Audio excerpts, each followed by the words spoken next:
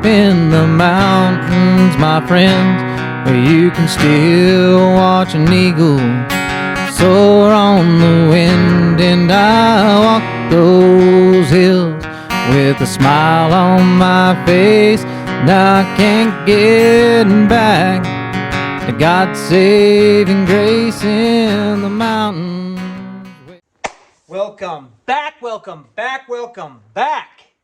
to our Hill to Die On podcast. I am your host, Chase Dowling, and this is what's going on in Forest Hill for the week of May 27th, I think, through June 2nd of 2026. God bless you, folks. I hope everybody is having a great time. And as you can see, I'm in the dang shop again. Why am I in the shop? Well, because it's raining on a Tuesday on May 26th. By God, it's what happens. And you think you're cruising to summer. Nope, Mother Nature won't let go. It springs on, just catches you. And there's supposed to be like an El Nino thing going on. I haven't really looked into it. Just been hearing about it. Maybe we'll get some more rain this summer than we have in the past years. Maybe that'll happen. Maybe. I'm just saying. Anyway, and speaking of rain, everybody knows it's time for this week's Banana Belt Weather Report. Thanks, Hannah.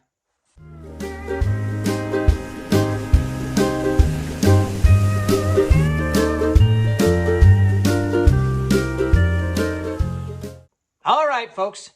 Hannah sends us another good one here. She says, just when we thought we'd seen the last of it, we are kicking things off this week with a chilly, unsettled pattern. Soup season has renewed for just a couple more days, so take advantage while you can.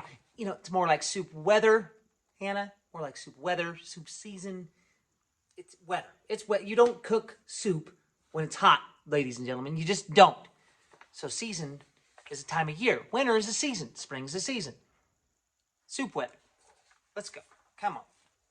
Anyways. Wednesday stays cool with a high of around 54 and a few passing showers hanging around. Rain will be steadier in the morning with a 70% chance of rain throughout the day.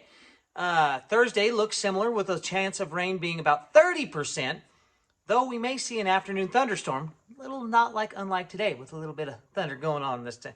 You know, I am recording this on Tuesday, but yeah, you know. Okay. It'll feel more like early spring rather than late May. Friday starts the warm-up with calmer skies and temperatures climbing into the 60s, but the clouds will still be lingering around. By Saturday, we hit the low 70s, but are still seeing some cloud coverage. Sunday gets the sunshine rolling with the highs in the mid-70s and clear skies. Think light layers this weekend and a chance to get outdoors comfortably before things really start heating up. And watch out for the ticks. It's a tick season. You know the rumors, ladies and gentlemen. Everybody knows the rumors, okay? Bill Gates has got these damn engineered ticks. I'm just saying. It happens. Just look out for them, all right? It's tick season. Thick tick season. Now, tick is a season, Hannah, not soup. Okay, just saying. Or maybe it is tick weather. Not quite sure. Anyways, look out for them. They're out, folks. Summer kicks our doors wide open at the beginning of next week. Oh, where did I go? Where am I? Oh, there we go. The grass you're going to be touching is really going to be heating up. So, Monday jumps up to a high of 85, and Tuesday pushes the low 80s with warmer overnight temps as well. So more clouds may drift in Tuesday, but overall it looks dry and very warm heading into the first day of June, which it should be, because June is, that's the summer months. Come on, people are graduating. Let's go, okay? And, also look out for allergens. The rain and high humidity should help knock pollen levels down a bit on Wednesday and Thursday. As things dry out and warm up, pollen levels will rebound. So be careful of that if you're allergic to tree pollen, things of that nature. Grass pollen especially tends to surge after late spring rain followed by sunshine. So expect moderate to high allergy conditions over the weekend, particularly in the mornings. Early June is typically peak grass allergy season across Northern California, foothill areas, so there will be high sniffle potential for the next few weeks. So, ladies and gentlemen, drink this in. Tomorrow morning, If you got a front porch and you haven't been drinking your coffee on the front porch, go do it while in the rain. I'm not going to do the, it's not quite that. It's not quite that, but it's close. I mean, there's a little, next week's going to be a little, get your toes in some of that green grass because the rain's going to be flushing it up. But just be aware, folks, all right? And that is this week's Banana Belt Weather Report.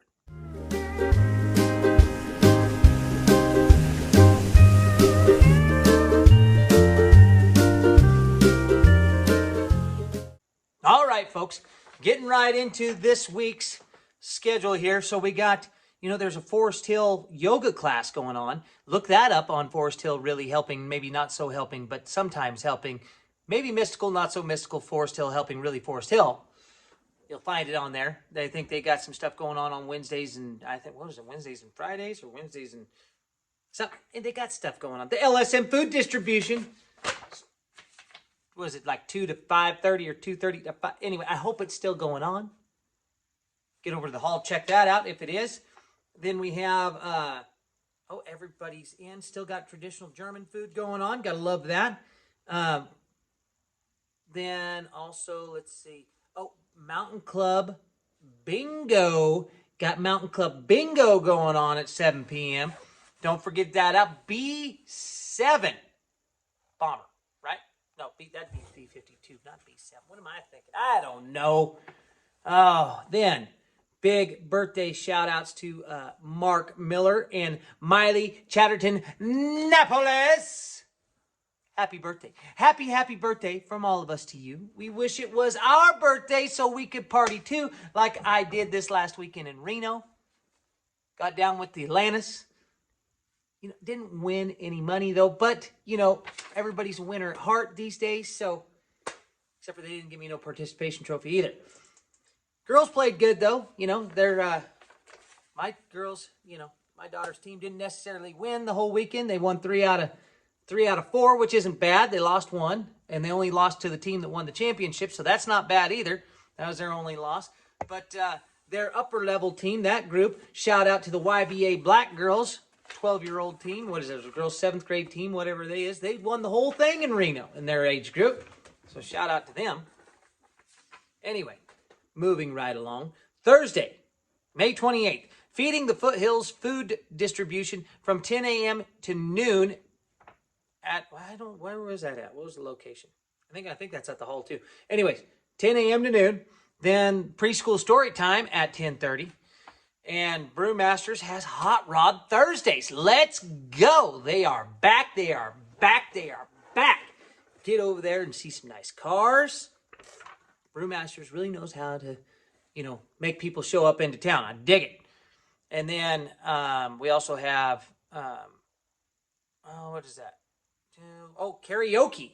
We got some karaoke going on at the Mountain Club. So after you're done going and checking out the hot rods over at Brewmasters, you head on over to the Mountain Club and you get your sing on. You'll already be tuned up. You'll have a sandwich in your belly. You'll have a couple of IPAs down, which I'm not a big fan of. I mean, come on. There's got to be other drinks you can make, besides, other beers that you can make besides, having to use so much hops all the time. And that's all there is these days. It's just hops. Every brew pub or freaking breweries, it's all hops. Every bit of it's hops. Every last bit. Maybe not be so hoppy. That's all. It's just different levels of hops. It's either really hoppy or not so hoppy. It's different flavors, folks. Anyway, Friday. Not a whole lot going on Friday. Except for maybe this week's outdoor report.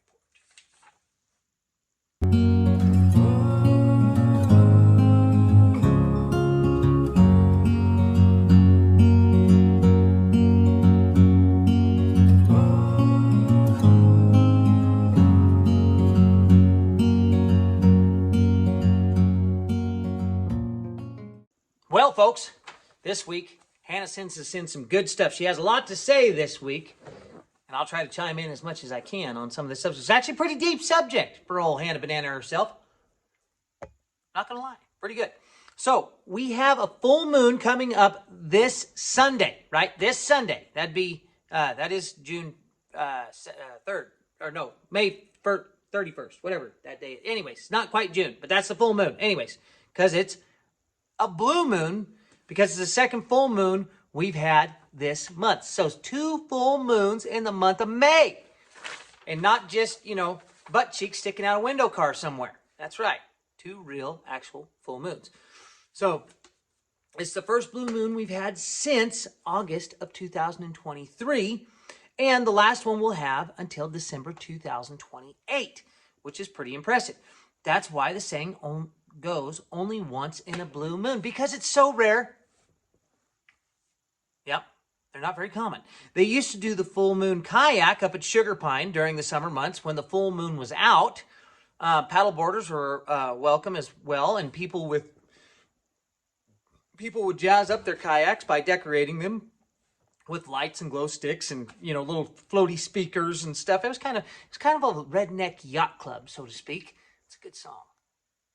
Yeah, old Craig Morgan. Look that up, Spotify. You got it. Anyway, not sure if they still do that. Hannah's unsure, but everybody should keep an ear and an eye out for that. Maybe Julie Whitney.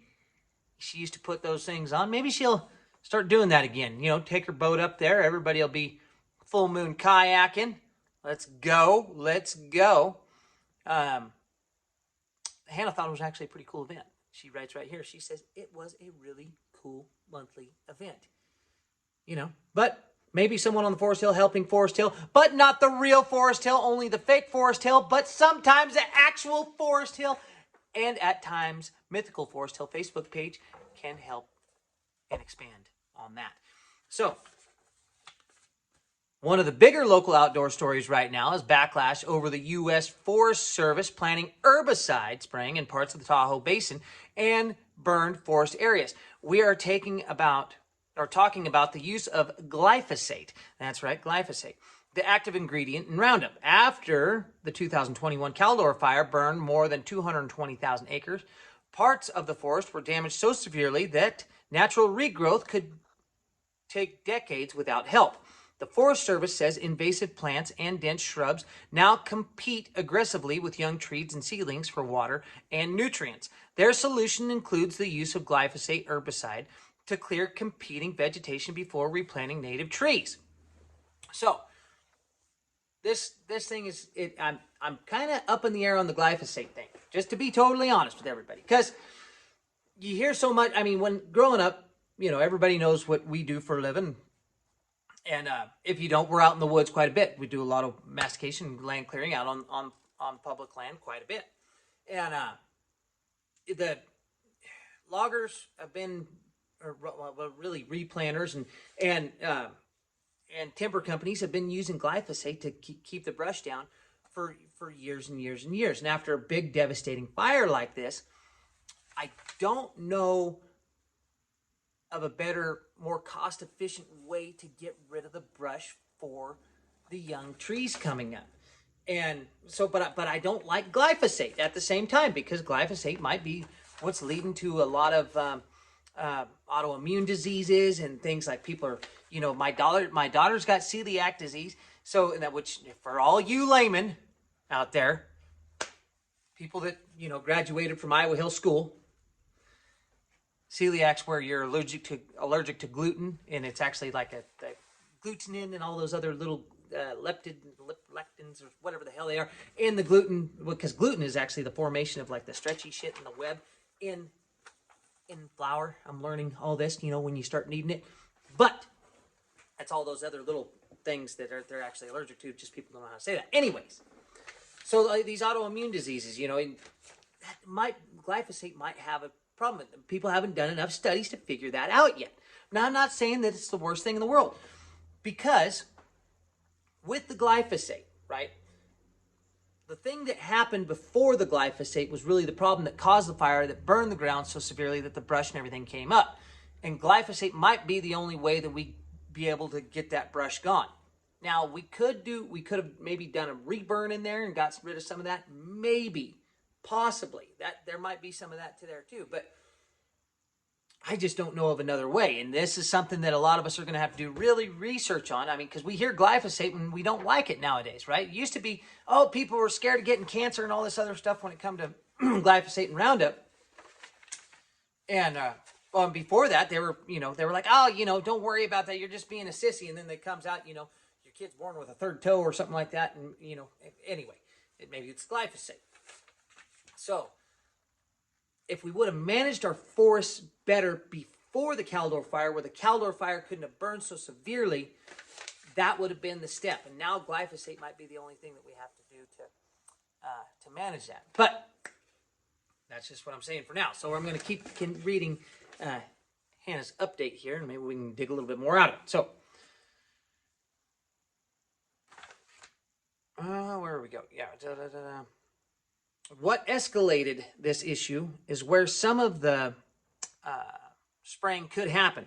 It will occur near trailheads around campgrounds, near ski resorts, and close to communities like Myers in the South Lake Tahoe area, and within parts of the Tahoe Basin watershed itself. Here are the three main worries and why you should care about this. Tahoe is the largest alpine lake in the country, and I think it's the largest alpine lake, second largest alpine lake in the Americas, first largest alpine lake in North America, I do believe. I think the largest, if you take that, what's that little Dixie boat thing? They'll tell you it's like the second largest in the whole Americas, I think. But anyway, just saying. So now, everybody knows that, Tahoe is the largest alpine lake, and its entire identity revolves around its famous clear water. Everybody knows the saying, keep Tahoe blue. Opponents fear the herbicides could enter the streams or runoff systems that eventually feed the lake, especially after snowmelt at this time of year. Environmental groups argue that even low-risk contamination near such a sensitive alpine watershed is unacceptable, which you have to agree with. You don't want one of our pristine lakes to be getting a ton of herbicide in it. But with that said, this isn't something that's new. That we have been using glyphosate in our forests for a long, long time. Now, then again, this also might be the reason why our fisheries are getting contaminated and things of that nature, and why we have, such long runs of salmon and all that other stuff. But not enough research has been done to know that for a fact. And again, it comes back to, what would you rather have? No trees in the Sierras and have these just massive brush fields that are going to burn again anyways? Or are you going to get rid of the invasive brush that's choking out our young saplings? And what's the fastest and most cheapest way to do it? Because you can't hire somebody like me to go do it, because the equipment cost to go get rid of that brush is far too expensive. I mean, I would love to go do it, but I mean, then everybody, we already spend too much money in the federal government that's not accounted for anyways. So, that's what I got to say on that. Actually, I got a lot more to say on that. Just don't get me started, folks. I got to get back to Hannah's, what she wrote here, okay? Don't get me. I'll get it going. Anyway. Glyphosate has become controversial worldwide because of concerns about impacts on bees, butterflies, native plants, and biodiversity. Some advocacy groups argue the Forest Service is relying too heavily on chemicals instead of labor-intensive manual clearing. This could have devastating effects for pollinators. And what do pollinators do? They pollinate crops. And there is a chain reaction. So, touch on that again. Yeah, I mean, labor-intensive, getting rid of the brush. The problem is, people don't work for free, and nobody should expect people to work for free, right? I mean, nobody should expect somebody else out there to go out there and give their labor for nothing. And there's way too much acreage. I mean, we're talking about 220,000 acres. So to give you a perspective here, the whole Forest Hill Divide, or what I consider the Forest Hill Divide, and that's from the confluence, from where the North Fork and the Middle Fork come together. If you go all the way up the Middle Fork to the Rubicon, up through the middle of Hellhole Reservoir, and then if you go all the way up to the headwaters of the North Fork, everything in between those two drainages, right there, is what I consider the Forest Hill Divide. And that's about 330,000 acres. Okay? So 330,000 acres, and they're talking about doing glyphosate over 220,000 acres. So roughly 2/3 of the Forest Hill Divide is what they'd be covering in glyphosate. So that's quite a bit. It's not a little amount. From a human standpoint, the use of glyphosate has faced years of lawsuit alleging cancer risks, while the EPA still considers it approved for use when applied correctly. The World Health Organization's cancer research arm labeled it probably carcinogenic. Of course, who really trusts the World Health Organization? I mean, really. They're just another big conglomerate government agency that doesn't really get its facts right half the time anyway. So take that with a grain of salt where you will, but they're still labeling it probably carcinogenic, but the problem is nobody's done enough research on this stuff. So anything that will probably give you cancer needs to be reconsidered. Agreed. Public lands are owned by the public. The public should be able to safely recreate on those lands without having to worry about being exposed to cancer-causing chemicals. Also agreed. Again, the problem is we've mismanaged our forest for so long that now when these devastating fires come through from the mismanagement of that forest, from not logging and other things like that, that's where the real issue comes. And the glyphosate is just kind of cleaning up the aftermath of it.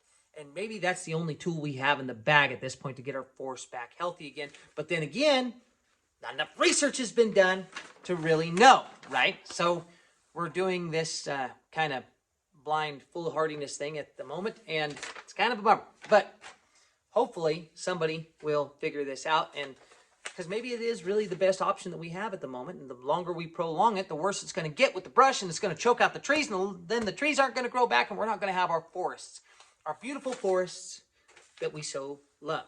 Now, hopefully not as thick a forest like hair on a dog's back like it was before that caused the extreme burning that we've seen. So, anyways,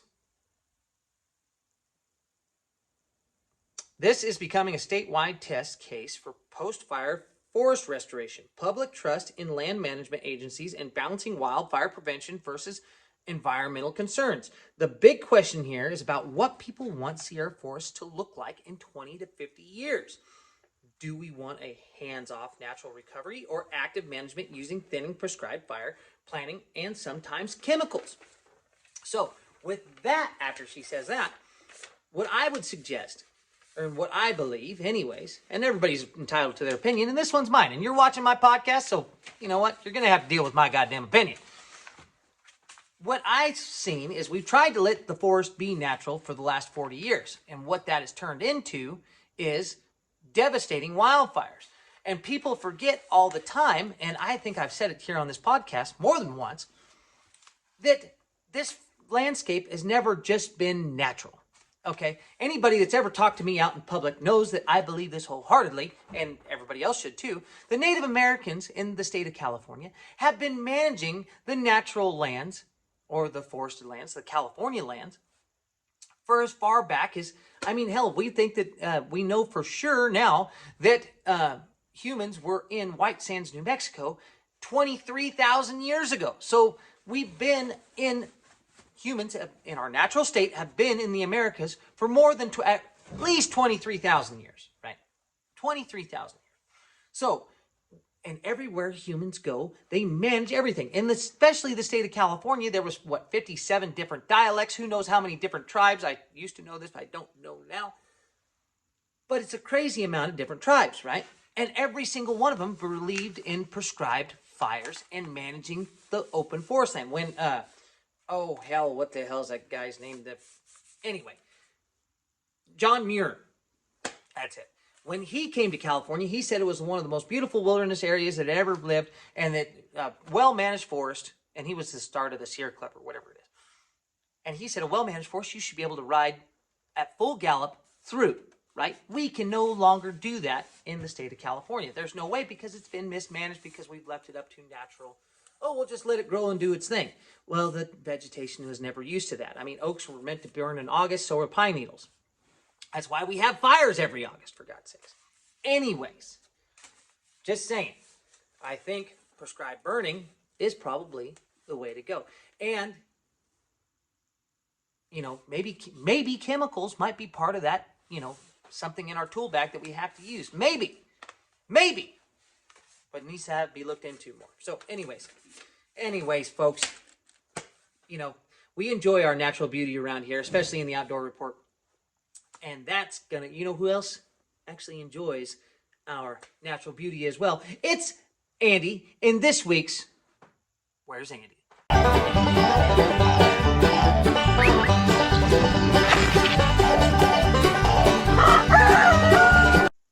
So, folks, Andy, of course, on Memorial Day weekend, why wouldn't he be in French Meadows trying to catch some fish? But, you know, the funny part is, see, Andy now thinks he's going to become a fly fisherman. Of course, he thinks that fly fishermen probably catch more fish.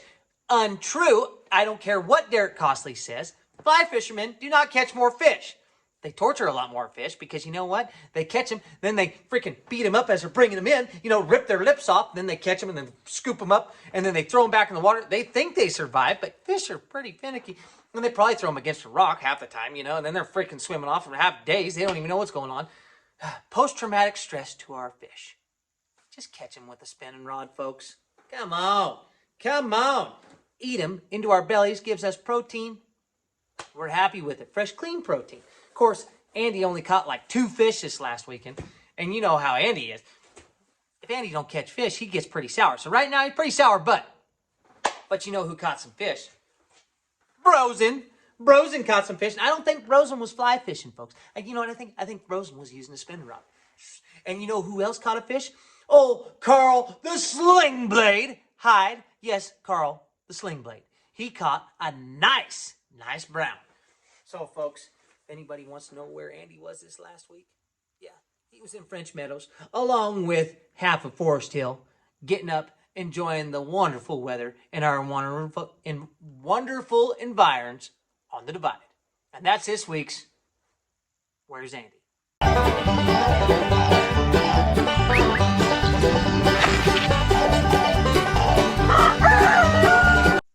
So, folks, if you have something to say on our, glyphosate conversation here today in our outdoor report, thank you, Hannah Banana, for bringing that up. Got my blood boiling a little bit. Not too hot, though. Not too hot. You know, it's raining again, so you can't get too hot anyway. But if you have some information on glyphosate, probably try to look that up. Comment here on the podcast. Let us know what you think, because that is something the whole community needs to figure out. I think, if somebody's, part of SPI or, part of any other timber corporation around here, which there's not a whole lot because SPI is also the 3rd largest landowner in the United States, 1st largest in the state of California. So not a lot of other land is owned by anybody else. Anyway, let us know what you think about the glyphosate. I think, and how long it's been going on. I think it's been around for a long time, spraying these brush patches on clear cuts and other things. I think they used to use fire a lot more back in the day before, and then when they quit using fire, then they went to probably glyphosate. So, just saying. Get fire back in the woods, folks. Anyway, that's this week's Outdoor Report.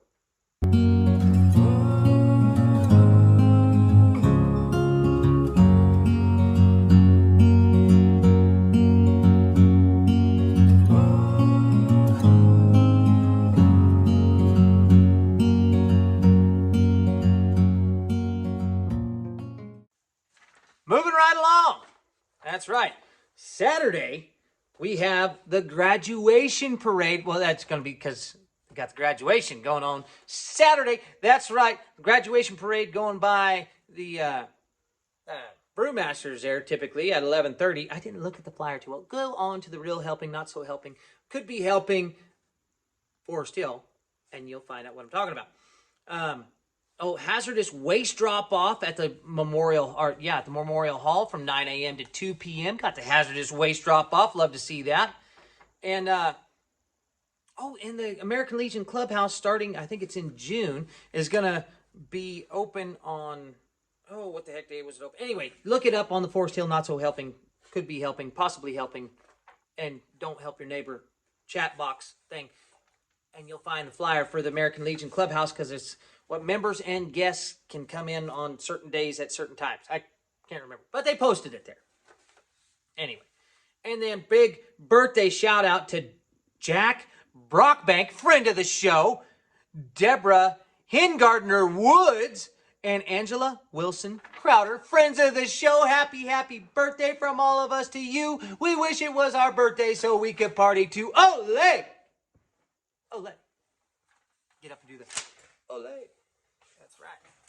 Then Sunday, ladies and gentlemen, the dump's open from 8 a.m. to 5 p.m. Friday through Monday, not Monday through Friday. Closed 11:30 to noon. Gosh dang it, folks. Even on Memorial Day, I guarantee you it was open because that's how they roll.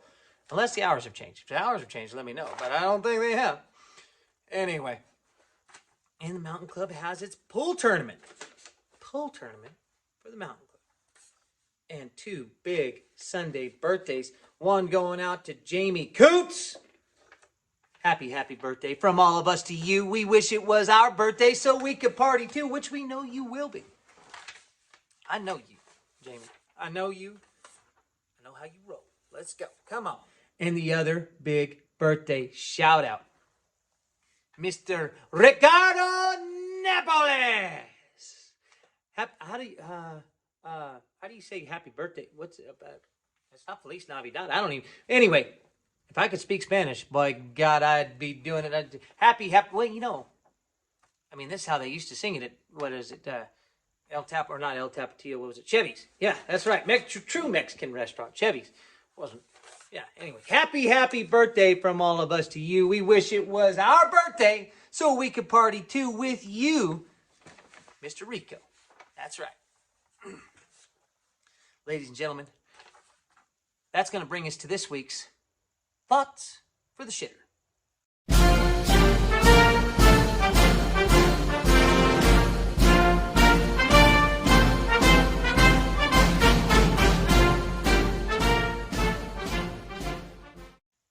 So this week, folks, I want you all to think about something that I've been thinking about for a long time, well over the past year, and I think I've hinted at it a time or two on this podcast in other Thoughts for the Shitters. And I will continue to hint at this, but we need to make Forest Hill the sustainable capital of Placer County, and why not California, baby? Let's go. Because everybody knows that I'm always preaching about how we're on an island out here. I mean, if somebody blew the Forest Hill Bridge, well, then we'd have to go the old way, which wouldn't be too bad. I mean, but it's just 2 bridges. 2 bridges and we're on an island. Then we don't get anything in or out, right? Not for a while anyway, unless you want to go through Iowa Hill, and I did learn how to drive on that road, so, I mean, we could get supplies in through that way. Be a bit. Anyway, what I'm saying is, we need to start treating this like we're our own little separate community, because to hell with everybody else. I mean, really, Forest Hillians are the best. The best. You know, I wake up in the morning and I piss excellence. That's what everybody in Forest Hill feels the same way. And friends of Forest Hill, they know what we're talking about. They want to live here too. Of course, you know, we're going to have to start, you know, we'll put up a border crossing right there at the bridge. Say, hey, you know, you want to come in here. You got to, you know, I'm just saying, you know, let's go. Anyway. Everybody, we need to get a farmer's market going. We need to start selling our produce locally. We need to get our local beef co-ops going. We need to start sharing strawberries. Partner, talking to you. Anyway, with other people, you know what I'm saying? Just start getting our produce going. And once we can get that going, then maybe, you know, we can start harvesting our own lumber. Maybe open up a lumber mill right here in town and use it all locally. Let's go. And there's already a couple people with mills up here. You know, you've seen them around. You've seen them on the local help of Forest Hill. Maybe not so helping, that could be helping, that I don't know if they've ever helped pages. But still, check it out. Let's go. You know, and if we could get our communities going, our community gardens going, let's help our neighbors with how they clean up their leaves and stuff like that. We got to be self-sustainable. Maybe put up a radio tower. Of course, we got 5 million of them. I got one right here in the backyard. Looks like a big tree. Tried to cut into it the other day. Dulled the chain pretty quick. Just saying. Anyways, if we could be self-sustainable, we don't have to worry about nobody else but each other. And it's a lot easier worrying about 6,000 people than it is 6 million. I guarantee you that. Anyways, ladies and gentlemen, that's this week's Thoughts for the Shitter. And that's just something to ponder while you're dropping them off down yonder.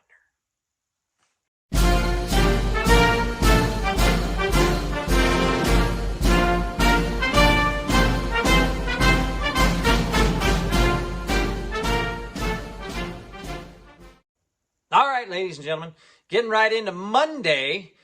So it's that Forest Hill yoga class I told you to go look up on the Forest Hill sites. Yeah, that's right. And they'll be doing them AM and PM. And then I think the wildfires boosters might maybe have something going on Monday. Maybe possibly. Maybe that was last week. Not quite sure on that one. But then Tuesday, everybody knows everybody's in. Has got Taco Tuesday. Get down there and see Cynthia. Maybe Debbie Guidi will be there too. Come on, folks. Get down there. Have a good time. Drink a beer. Have a taco. You know how it goes. And this week, folks, it's time for everybody's favorite segment. It's the things that go bump in the night. I'm talking about Sasquatches.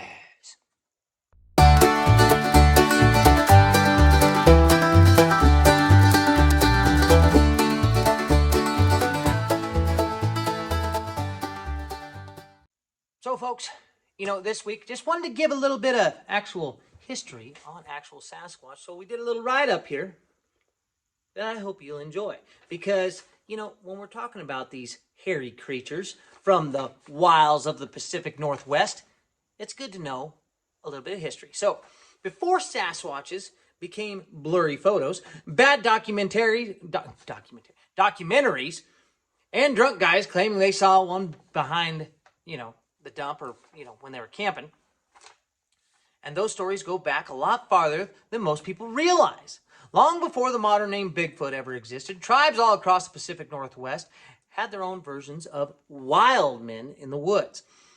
Different tribes had different names for them, but the descriptions were surprisingly similar. Large, hair-covered, human-like, intelligent, elusive, and usually living deep in the forests away from people. Now, some tribes feared them, some respected them, and some believed they were spiritual beings, guardians of the woods, or reminders that humans weren't meant to control everything. The word Sasquatch itself actually comes from the Halkamelum, however you pronounce that First Nation's name, language, Halkamelum language of indigenous peoples in British Columbia. The original word referred to a wild, hairy being living in the mountains and forests. Now, around here on the Divide, we've all heard the stories, strange whistles in the woods, giant footprints, something watching from the tree line, rocks getting thrown where nobody's ever been, and campfire stories that get just a little too specific to completely dismiss. Especially if you've ever been camping out, Yankee gyms in the 90s. You've ever been camping down in,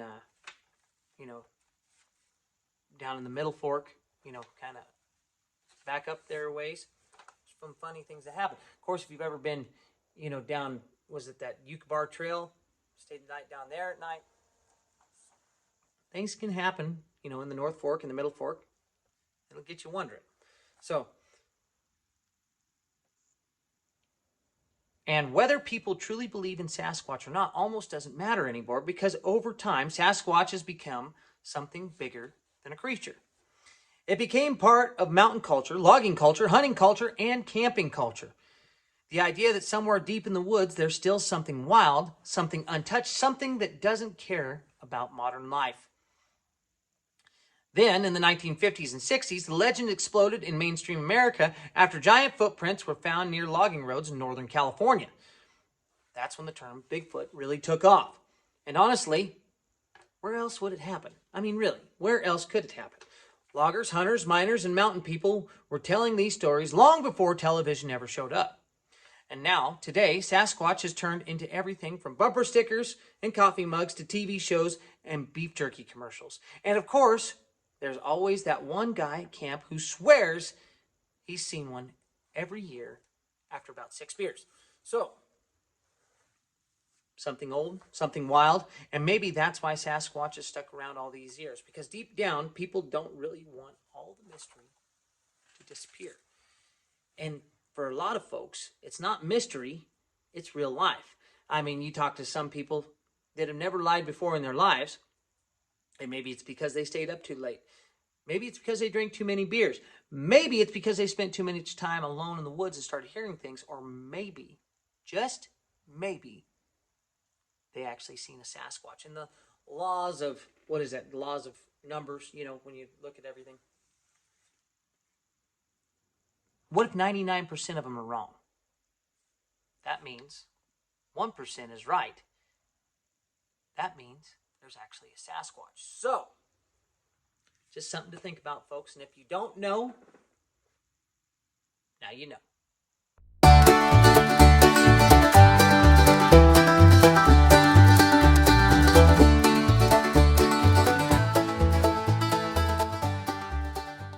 All right, folks. I hope you had that, liked that little spout off about Sasquatch, because nobody's really sending me any more good ones.